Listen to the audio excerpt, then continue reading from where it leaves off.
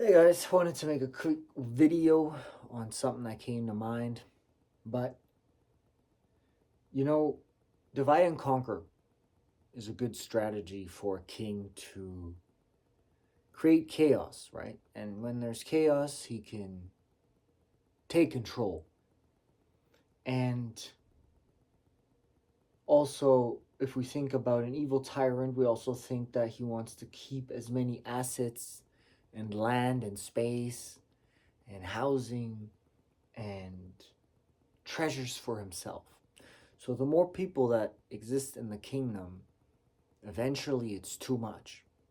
So you need to create some sort of internal war.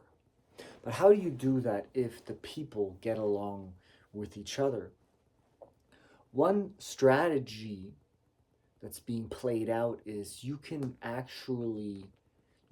breed racism. You can teach people, train people to be racist. So what you do is, let's say you have a house, and in that house you have 5 open rooms. Yeah? You live in a house and you're doing well, and you have 5 open rooms. All of a sudden,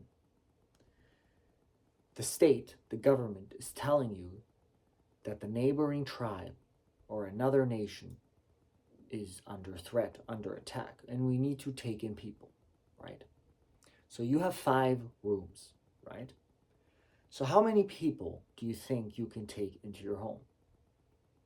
5, 6, 7, 8, 9? What if the king says you have to take in 50 or 100 people, but you only have 5 spots open? 10, but he wants you to take 100. So now you have 100 people in your home, and you're helping them. They come from bad living circumstances. They fled war. They escaped. You're helping them. And you're willing to help because you're a loving person. You want to help. But you notice really fast that it doesn't work. It doesn't work for both sides. There's just not enough room. There is no peace. There's no oxygen. There's too many people. There's no relaxation, no structure, no order. You know, you only have 2 bathrooms. Now there's 100 people. You only have 1 or 2 kitchens. Now there's 100 people. It's not enough rooms, not enough storage, not enough beds, not enough water.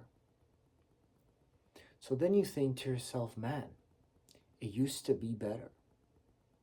Life used to be better. When was it better? It was better before these people came. These people. So then you categorize those people. Life was better when this group came.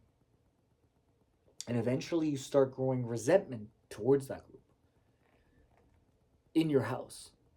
No matter what they do, they're now a threat to you, to your survival, to your well-being. Because even in that chaos, even if they don't want to, there will be chaos. Because there's no infrastructure. There's no system that can support them. So eventually you start hating that. So now the question is, do you actually truly dislike those people or hate those people?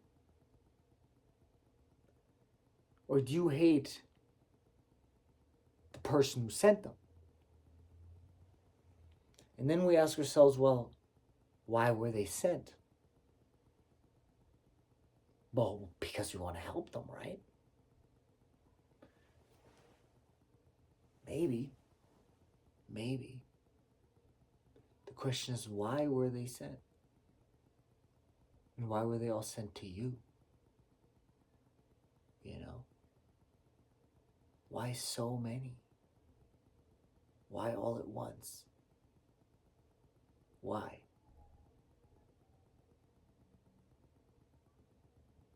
Because it creates hate.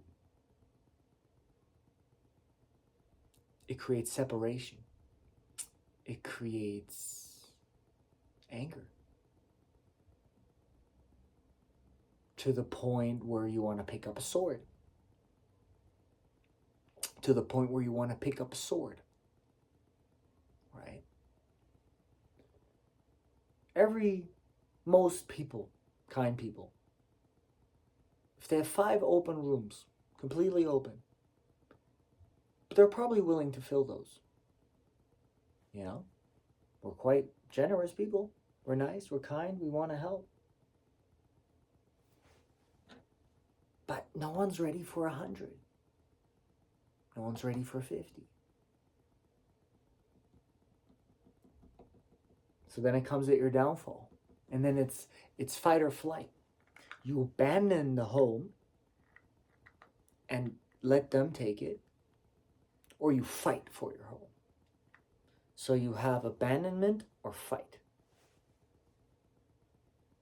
So what turned out to be an act of kindness, empathy, love, turns into abandonment and fight. And if you think about it logically, any person would understand that, right? Same with flowing water. Flowing water is great when it's controlled. It's controlled. The sink carries a certain capacity of water, and it can hold that, and it can support that. But what if there's just too much water coming in? Well, then it floods, and then the flooring rots, and then it all falls apart. The whole house drowns. So, this hate, it's not always left against right, conservatives, liberals. It's against other cultures, other religions. You know? Sometimes I'm even to a point quite radical when I say racism actually doesn't exist. I know that's a radical standpoint, but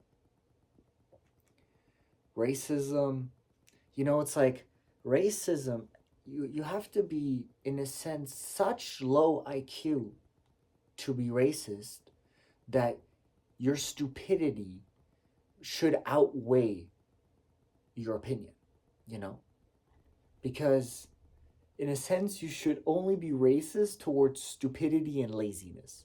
Chosen stupidity, right? A child is stupid because it just doesn't know different. If someone could do different, could choose to be better, but chooses to be stupid because of laziness, that can be frowned upon. But looking down upon someone due to different beliefs, even values, I have Christian values. I don't judge or criticize anybody with other values. Would I copy them? No. Do I like them? No. Do I care what they do? No. If I need fire in my furnace, and he's different than me, looks different than me, thinks different than me, but he also needs fire in his furnace, and together we go get firewood, or I get wood and he starts the fire, now I got a teammate. How can racism exist in that fundamental survival instinct? That tribal instinct? I think racism probably might have started, let's say tribe against tribe. That might be fear. The neighboring tribe might be dangerous, so we have to be dangerous. Maybe they don't play by rules. Maybe they're evil. Sure. But are we really living in that type of fear? I think the people who tell us that we're racist and want to instill that in us, they're truly racist. But I don't think they're racist against color. I think they're racist against the poor, the middle class, the upper class. It's all the same. Poverty, poor, middle class, it's all the same. There's the people who are filthy rich and free, and then there's the people who have to wake up every day and they have to go do that job. They, in a sense, don't have slaves. They have to go. Even a doctor who makes $200,000 a year, he's a slave to his job. He might drive a really nice car and have a really big house, and his kids go to great schools. But if he doesn't go to work, he doesn't have that. The ultra filthy rich, they don't have to work. They don't have to move. They don't have to do nothing. They have slaves. Well, now you can put them on payroll and then it's not a slave. You know, there's no whip involved, in a sense. And they despise us. They use us as tools. But they don't want too many of us. They don't want too many because we also consume, or we might buy a property that they like. That's also the thing about war. It's, let's say a grandma owns a nice piece of lake property, and now the city expands, the companies expands, the country grows. And now all these properties are getting bought up generation after generation. If you follow the law, you can't take it from her unless you buy it from her. So if she never sells and her family never sells, and she's sitting on a gold mine, you know, the government did x-rays and she's sitting on an oil field or whatever it may be, whatever reason, the only way to truly get it from her is to trigger that fight or flight. You let her die in some sort of war, or you pressure her out of it. Bad living circumstances, make it not tolerable to live there, or flood the place with too many people. That's a strategy to regain certain parts of land. If you can't legally get them, you know, by purchasing them, you have to make the people flee. Right? The best time to buy is after war, after crisis. Everybody's selling it. You could buy a $4 million property for a couple $1,000. You know, as people will throw it at you because they're fleeing. And then the big guys, they'll buy it for pennies on the dollar.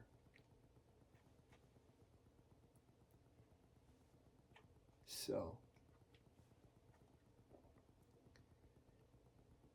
thing is, evil is smart. That's why in the Bible it says, be keen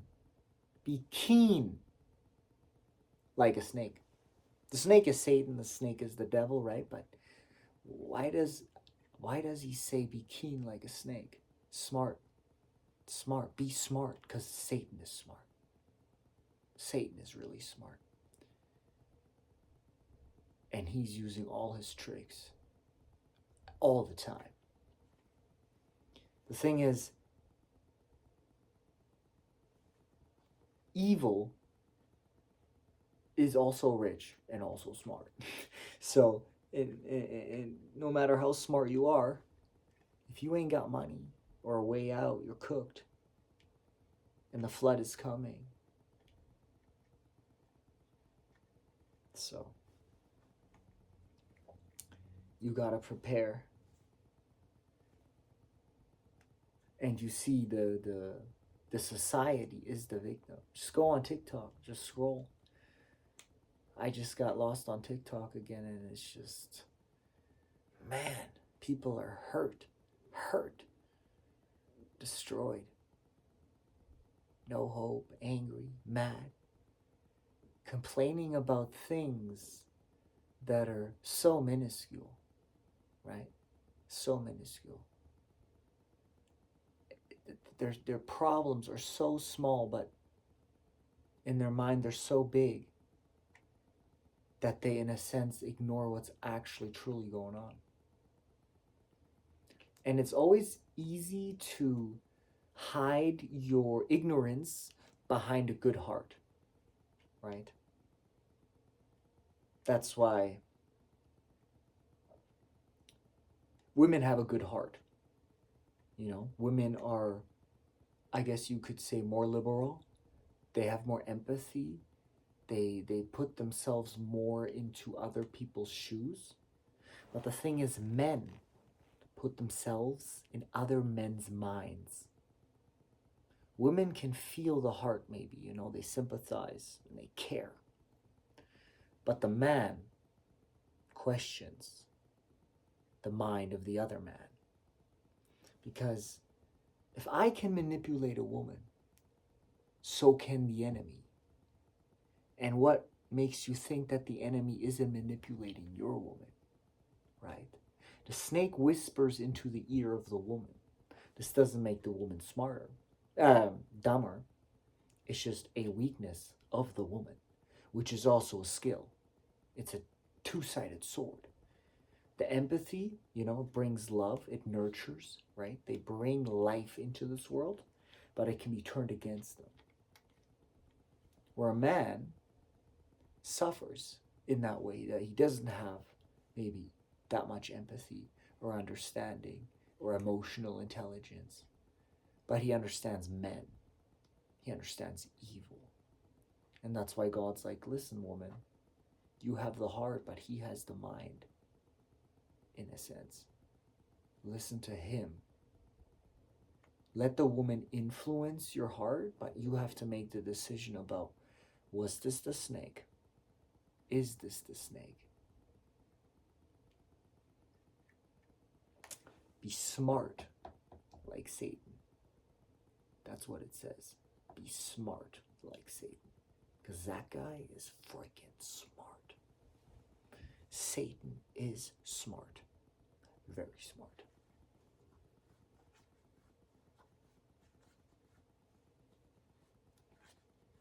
Yeah, so be on your toes, guys. Don't get pulled down by negativity. Life's always negative. Life's always death, suffering, pain, corruption, evil. It's not going to get better. It's not. If you're waiting for that stock market to go up, your boss to like you, whatever, life just is going to get better. It won't. It, in a sense, won't. You have to build that boat. You have to build that boat. Build that boat. The ark, Noah's ark. Noah's ark. Build that Noah ark.